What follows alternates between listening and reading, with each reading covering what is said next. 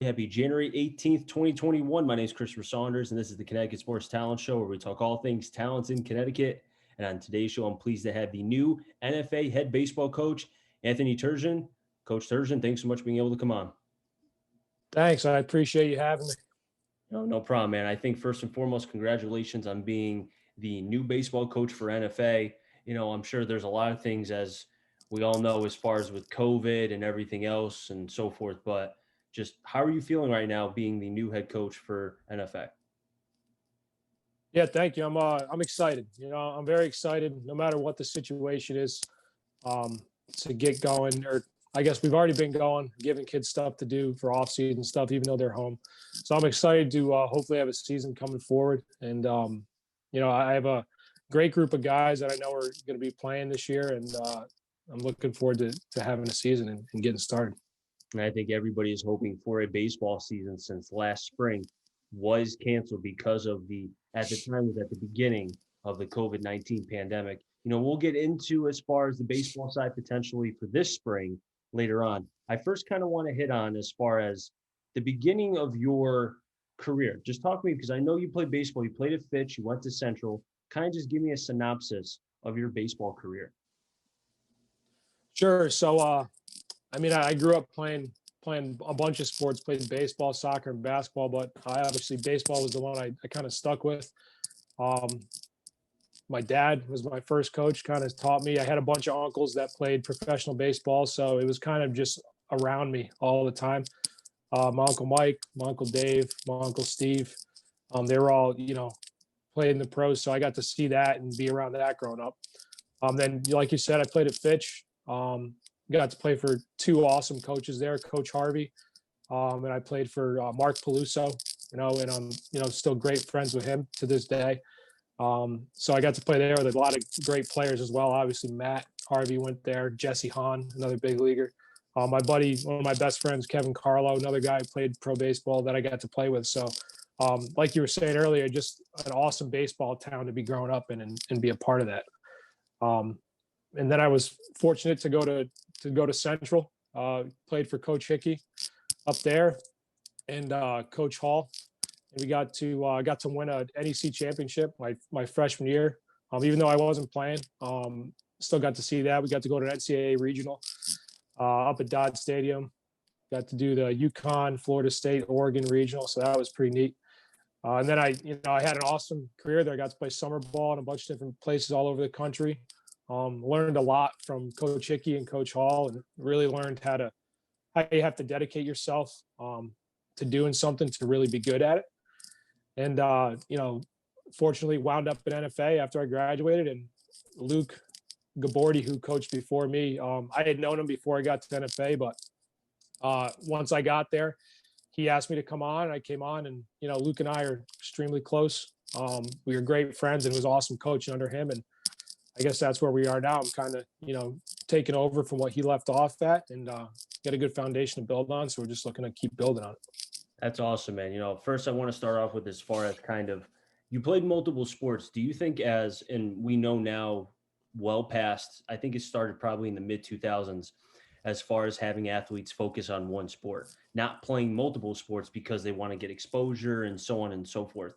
Do you think being at the time at Fitch playing multiple sports that it kind of helped you as far as not just to take time off from the diamond and allow yourself to be able to work on just other parts of your game without even knowing it, playing multiple sports? I do. It's I think one of the best things I did was play multiple sports growing up. You learn so much being put in different situations on different fields that transfer from one sport to another. And, like you said, honestly, the biggest thing is giving your body a rest from doing the repetitive movements that you're doing. And, for baseball, especially the throwing, you give your arm a rest for 2 seasons, really. And it's great. And I told, all the guys, tell all the guys that want to try out for the team, we have winter conditioning all season or all off season, but if they're playing another sport, I tell them, go play your other sport. That's your priority. I wish kids everyone would play 3 sports. That'd be awesome. Just to keep them moving and to keep them doing different things. Honestly, I think it builds better athletes. And, there's plenty of time to, in my opinion, there's plenty of time to work on your craft, and specialize at what you want to do in addition to playing those other sports if you really put your mind to it. There's one thing I know for certain. If you want them to get yoked up, go to Coach Bakulis at the football program because That he's pretty big. that's a yeah. He's Jay's a great great guy. He's a close friend of mine too. We work together. We're both PE teachers, so yeah, he puts guys through their paces in the weight room. That's for sure. I can imagine that. I mean, it shows in the football program. He's done a fine job with them even during this pandemic. Now looking at kind of your time at Fitch, and I'd be remiss if I didn't ask, as a baseball junkie as I am, and I'm sure you were too, even at that young age, when you knew that you were going to the same high school as Matt Harvey and his father, who I'm sure you read about, parents have talked about, and so on and so forth at Fitch, did it ever kind of hit you at a young age like, I'm on the same diamond where Matt Harvey played? Yeah, what's weird is we kind of I don't know if I wasn't really shell shocked by him. I always knew how good Matt was. But we grew up. He was a couple of years older than me. Like, so when I was 10 years old, he was a 12-year-old in Little League. So I remember playing, seeing him play in Little League, and I was fortunate to play with him when I was a freshman. I got to play on the varsity team, and he was a junior, so I got to play with him there. After he got to New York and he did his thing, and all-star game and that stuff, you are kind of like, wow, that's pretty cool. You got to play with that. But I say the same thing about a bunch of guys I played with. I guess I was kind of spoiled being around a bunch of great players. Like I said, Jesse Hahn, another guy. Still watching him pitch in the big leagues. A lot of my close friends. And so I guess I wasn't really shell shocked, but now, when you look back at it after, when you're older, you do say, wow, pretty fortunate. I guess fortunate is definitely the word I would use to describe it.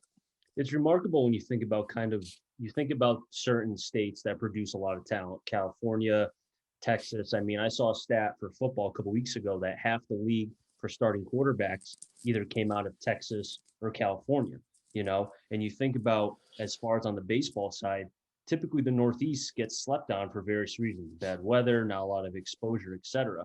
But you drop some names: Jesse Hahn, who's pitched quite a bit, Padres, Oakland, Matt Harvey, who's known as the Dark Knight. Now he's been floated around a couple different teams. So I almost feel like Connecticut in a lot of ways is kind of that where you could strike oil if you find the right area to be able to hit it. And I think Connecticut's one of those places. No, you're definitely right. I mean, I haven't even mentioned the guys at NFA yet, and I mean, you got Dom Leone, Andrew Kerrigan, Eric Campbell, those three guys. Again, kind of the same time period that we're all went on to be pro ball players, and kind of striking oil at the right time. That's really what it was. It was pretty amazing, the talent that came out of here.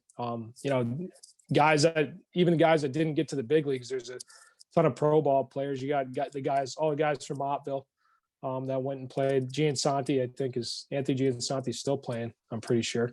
It really was pretty interesting time, especially in southeastern Connecticut for us when we were going along. Now, you said, pardon me, that you were on the varsity roster with Matt Harvey, correct? I was, yep. Okay, so that would mean, I'm assuming, you were at the games when he pitched, and I can only imagine the amount of scouts that were at the games.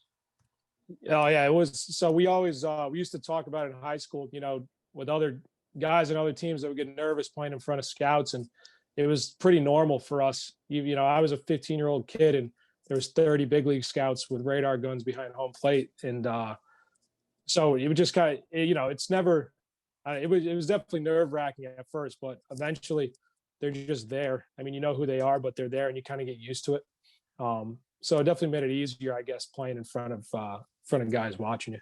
I was going to say, I feel like for you as a young ball player, that's probably the best time as far as to have, and I'm not saying, I mean, obviously if you get exposed and have an opportunity to play at the pro ball level, fantastic. But as far as for your development as such a young player, to have that adversity and to have people watching you like that, it kind of prepares you at a young age to be disciplined, because you just never know when there could be somebody who's watching that says, oh, that Anthony Turgeon kid, he looked pretty good. Let's keep an eye on him. You just never know.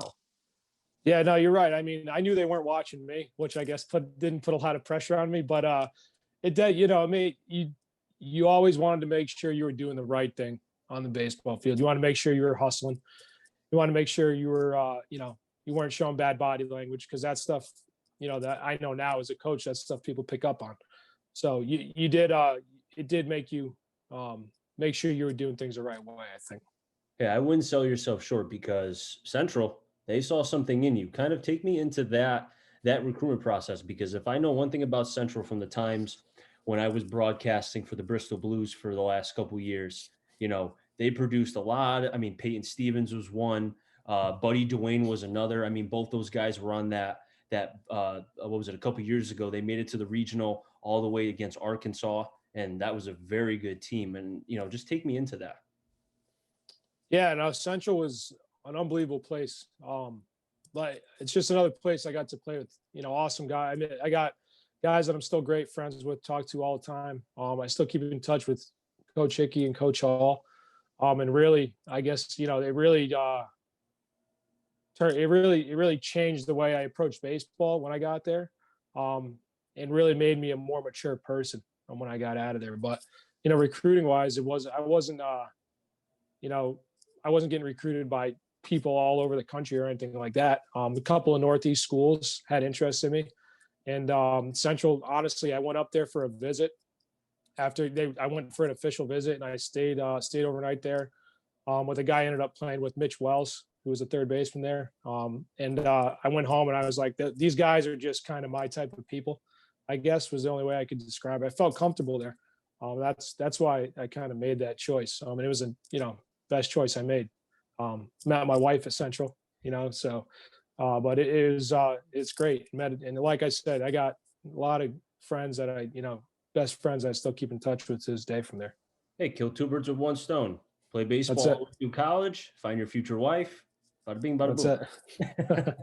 That's awesome, man. I mean, again, going back to the Central thing, I just think, at the end of the day, it's not so much where you feel, obviously you want to win and want to be able to do, have a chance to go to a super regional, go to a College World Series. But the most important thing is making sure that you're comfortable and you feel like I can be here, because once you start entering the transfer portal, and you're going to, different schools. I mean, I played throughout college and I knew a number of kids who went to 3, 4, even 5 different schools. And at that point, it's like, do you even care about the degree or any of that nature? And I think for you, you found where you felt like you were at home. Yeah, and I definitely think that it says a lot sometimes. I mean, people have their reasons for transferring. People got to do what they got to do, but it says a lot when people stick it out for a couple, for 4 or 5 years at one place. And I knew what I was getting into at Central. Not like it was I knew that the place was had great baseball players there. I knew they had won in the past. Obviously, every time you go play college ball, your goal personally, everyone I think going there wants to be a pro ball player. That's always somebody's goal. But I knew, Coach Hickey was a demanding coach. I wanted to play for a guy that was going to demand a lot out of me. And like I said, really the guys on the team, the people that I was around when I went there, they're just that's what I wanted. And I was fortunate. I realized that in my visit. I definitely made the right choice. Do you think Coach Hickey in some ways, and you could add in too, as far as when you felt like coaching was going to be the next chapter in your career, but do you think Coach Hickey in a way kind of helped prepare you to become a baseball coach someday? Yeah, I mean, now that and again, you don't really realize it when you're in it. When you're a player, when people are demanding a lot out of you as a player, it's taxing sometimes, right? You're wondering why people are doing certain things or why they're asking you to do this and that. But now, again, looking back and reflecting, all it was preparing me not just to be a coach one day, but to be a better man and a better person once you get out of school, to be a responsible, mature person. And I've told him that before. I can't thank him enough for it. But it's the things I learned from him, and I'll definitely take some of that with me to coaching NFA. But I've learned a lot from a lot of different coaches. Got to play for a lot of different types of coaches too. I take a little bit what I learned from Coach Peluso, from what I learned from Coach Harvey. Everyone here and there, and I think that'll kind of help me mold into whatever style I end up having as a coach. And speaking of that style, knowing that, when you think about how baseball is kind of really transformed, I mean, you think about, because you and I are about the same age, you're 29, I'm 28, and Yeah. we really have grown up from what was the steroid era to now playing small ball, then it's the bullpenning game, and now we're entering the age of analytics. I mean, you think about the Sabar community. I mean, I don't know how big you are into analytics, but that's kind of, I mean, think about it.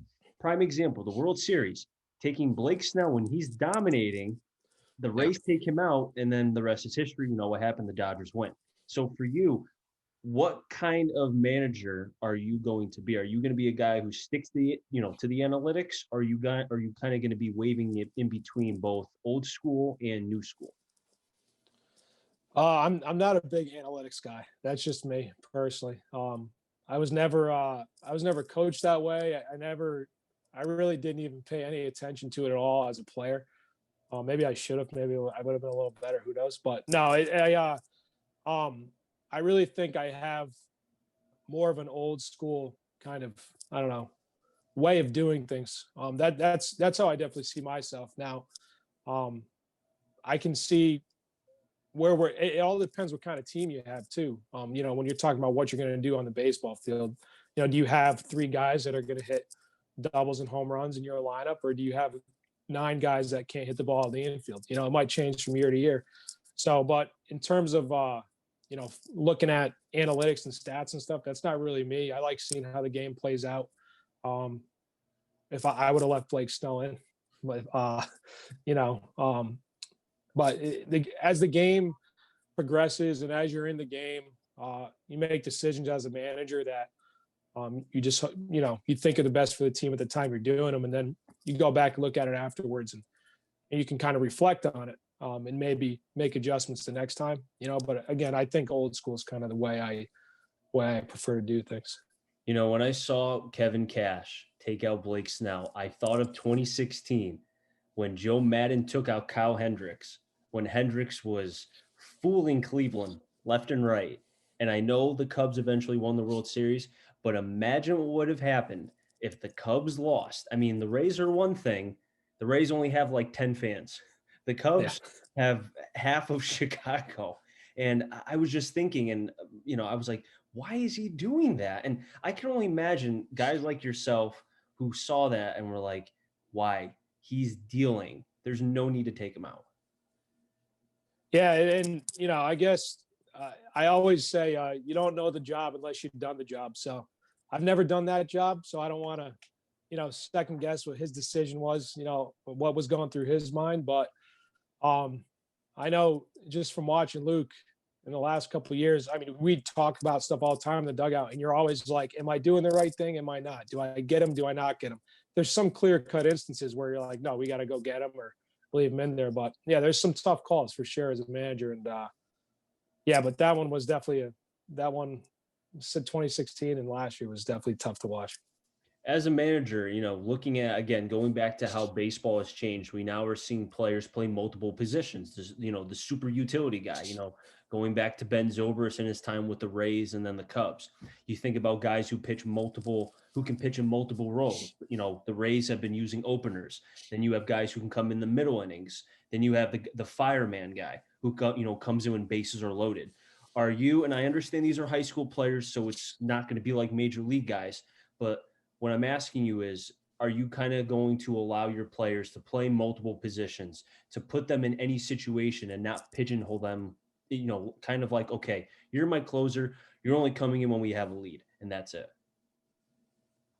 Yeah, I think the more versatile you can be as a team in general, the better off you're going to be. I don't think that if you're a center fielder, I don't think you should only be taking fly balls in practice, every single day. Maybe learn how to do something else too, because team might need you and you might find out you're good at something too. But with the pitching staff, guys that are starters, they might have to come in crunch time at the end of the year. If they're our go-to guy and we need an out, and that's our guy, then you might have to come in and be that reliever, at a certain point. But yeah, I don't really like to pigeonhole guys, especially high school kids, and honestly, this year is going to be, if we play, is going to be really interesting because last time these guys played, they were sophomores. So there are very few. I mean, right now, top of my head, I know of three guys at NFA that have had any varsity playing experience. So it's going to be a lot of eye openers and a lot of you have to be able to be versatile, especially this year coming up. So you have what sounds like to be a very young group. You mentioned about the lack of varsity experience. You talk about what I've always believed is if you have an up the middle defense that can, and what I'm talking about is the catcher, the second, the shortstop, the center field. If you have that, I always felt like the rest of it was not easier to find, but you're not stressing as much. Do you feel like NFA has that opportunity to have, at least for the time being, a good up the middle when I'm talking about the catcher, shortstop, second base, and center field? Yeah, I think the guys that that I know are going to be coming back. We have a good catcher coming back. We have good outfield guys coming back. But honestly, our best, I think our strength this year, if we play, is going to be our pitching staff. Just going off of the guys I know that are going to be here, and some young guys that are coming up. But yeah, you're right. If you're strong up the middle, that is definitely going to give you an advantage on the defensive side of the ball. I mean, defense, especially in a league where there's not a lot of home run hitters. Defense is going to win ball games. So whoever can play catch the best, whoever can catch it and throw it and make the fewest amount of mistakes, those are normally the teams that come out on top. Scrap together a few runs, and that's usually how these games have been won in the last couple of years. There haven't really been too many slugfests. So. Now, another side of the game that, and I know I'm throwing a lot at you, but there's just been so much as far as the game changing. Another thing that has kind of been my pet peeve going back to even when I was playing college ball was catchers who relied on the pitching coach to call the pitches, where it almost looked like a quarterback. All right, red, double nose, blah, blah, blah, blah. I feel like that in some ways stunts the growth of a catcher because you're not allowing that catcher to go through not just having to think about what to do at certain times, but also having that relationship with the pitcher, knowing, okay, his slider's dropping a little bit, his arms go maybe a little bit too high, etc. Are you going to allow the catchers to call their own game, or are you going to be kind of just helping out a little bit? So in the past, we have had one guy that we've really trusted here and there to call pitches. And really, it's not in your we Luke and I went back and forth in this in the past, and we were like, yeah, we're not. I don't know if we're developing him to call pitches, and but we also know there's a 16-year-old kid behind the plate thinking about a million different things, and he might, we're taking one thing off his plate so he can focus on blocking the ball, and so he can focus on knowing what to do with runners on base. Well, I'm really fortunate that I have a pitching coach who's I think is going to be back this year, Marek Drabinski. I think he's going to come back and help us out. And he's got 30 years of coaching and playing experience. So he knows way more than I do. Been around a long time, and he's gonna be with the pitchers again. So I can kind of rely on him to call pitches, and he's got a good system where we don't have to wear the quarterback arm sleeve, where he works with the kids. He keeps the game moving, which is the biggest thing too. I guess, if you got a catcher looking over in between every pitch and it takes 25 seconds for him to figure out what's going on, it slows the game down. And as a pitcher, you just want to move. You want to get up there, catch the ball, throw the next pitch, get back on the rubber. So I think we can keep that going, that momentum going with our coaching staff calling pitches. And I think it'll benefit us because we got a good guy that's calling the pitches in the dugout. And it helps too when, you mentioned about the rhythm of the game. I mean, teams who play slow, I mean, I remember this even going back to when I was a young ball player, that if I couldn't throw strikes, and every time you get the ball and you turn around to look at center field, or just like, why can't I find the strike zone? Your shortstop's picking his nose, your third baseman's fixing his cleat. And then when a ball's put in play, they're not ready for it. So if you're quick, Yeah. get the ball, go, get the ball, go. I mean, prime example, I mean, I'm sure you remember this pitcher played for a bunch of years with the White Sox and then the Blue Jays and the Marlins. Mark Burley, he was get the ball, go, get the ball, go. And I feel like if you can instill that in your pitchers, and I know not every pitcher is the same, and some guys like to work slow, and that's fine. But if you can instill with them, keep a rhythm. If you find it, don't wait 20 seconds in between pitches. Keep going. I feel like that will be for the betterment of the pitcher, the catcher, and your defense. No, absolutely, and honestly, it helps the game in general. I think it makes the game more exciting. I remember when I got to Central, one of the first things I remember Coach Hickey telling the pitchers was catch the ball on the rubber. Like they'd throw a pitch, and they were already walking back towards the rubber. And this isn't in the fall season when we're trying to build that rhythm in guys. And I say that to guys now too. I want them throwing the ball, and then catch it on the rubber, and then stare at your catcher, see what's going on, and let's go to the next one. And it really does help. Helps keep the pace going, helps the guys behind you on defense staying alert. And when the game's moving, people are, more or less apt to fall asleep on you and behind you. So that's definitely one of our goals, keep it moving.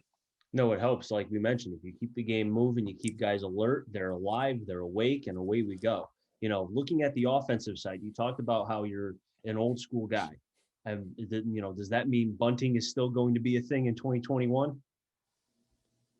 Yeah, no, I'm old school, I guess, in the means of I don't know, the way I might teach certain things, and the way I think about. And again, it all changes based on what your lineup looks like. I have no idea what our lineup's going to look like. But if we have a 3-hitter that's mashing the ball, I'm probably less likely than the I don't know, another coach, whoever it may be, to bunt with the 3-hitter. I don't know. It all depends on what we got going on in a lineup. But I think playing small ball is a huge part of the game. I think moving runners, hitting and running, stealing bags, delayed steals, all types of stuff, taking advantage of mistakes by the catcher or the defense, or being lackadaisical. That's really what I am going to be preaching to our guys, taking advantage of those things. I'm not old school in the sense of waiting around for a home run. That's definitely not me. But yeah, no, bunting's definitely on the table. It amazes me because I'm a Yankee fan. So I've been living through the years of the Bronx Bombers, everyone going goo goo gaga over these home runs. And I've been saying for years now, can't win the World Series if you don't have anybody on base, because you're not going to win all these home run barrages because you're facing better pitching. And I know you're a Red Sox fan. Again, going back to when, quote unquote, you cheated. But a couple years ago, when you guys won the World Series, you won it because you hit with 2 outs, 2-strike hitting. You think about the pitching as far as you didn't walk a lot of guys, you threw strikes, and especially the speed aspect. I mean, Mookie Betts this year in the World Series, a couple years ago for the Red Sox, speed kills. And I just don't understand how the Sabar community doesn't understand that.